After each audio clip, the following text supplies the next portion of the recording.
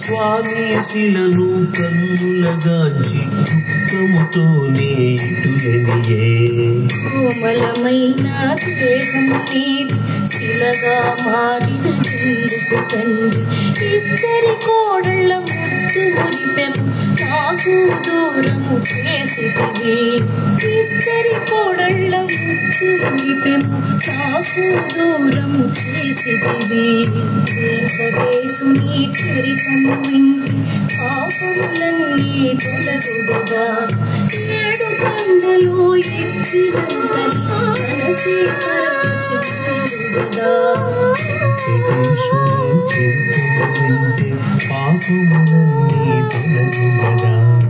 ఏడు కొండలు ఎక్కినంతనే మనసే పరవశముందుగదా వెంకటేశుని చరితము వింటి పాపములన్నీ తొలగుగదా